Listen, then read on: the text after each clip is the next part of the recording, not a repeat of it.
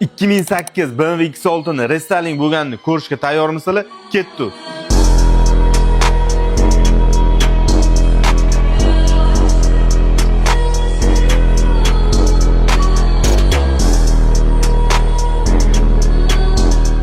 Bu to'ppa-to'g'ri o'sha 2008 eskicha BMW X6. Olib kelsangiz, restyling bemalol qilib bera olaman. Bunga e'tibor berasiz. Nimalar almashadi?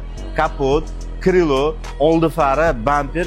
Bu X6 competition ko'rinishida restyling qilingan. Siznikini ham qilib bera olamiz. Zapchas nalichi bor. Olib kelasiz, mashinangizni 2 oyga bizga tashab ketasiz. Xuddi shu ko'rinish keladi. Bunda bakovoy ham almashgan. Xohlasangiz o'zingiz radnoy bakovoyingizni ham qoldirsangiz bo'ladi.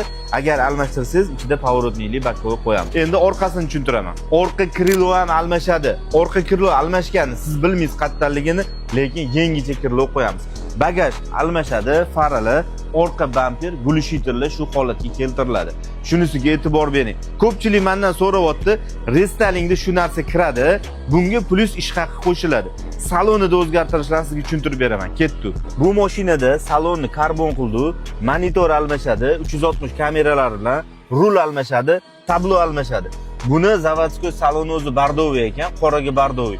O'zini qoldirdik. Hech qanaqa xarajat bo'lmadi. Sizning mashinangizning salonni holati yomon bo'lsa, obshipkalar, torpedka, sideni o'zi qoladi, faqat rangini o'zgartiramiz. Plus qo'shimcha hozir tushuntirgan narsalar. Shunisiga yaxshilab e'tibor bering. Diska balon restyling komplektga kirmaydi. Uni alohida bizdan sotib olasiz yoki o'zinikini qoldirsangiz ham bo'ladi. Restyling bo'yicha ko'rishamiz. Qo'shni davlatlar sizlarni ham kutib qolaman.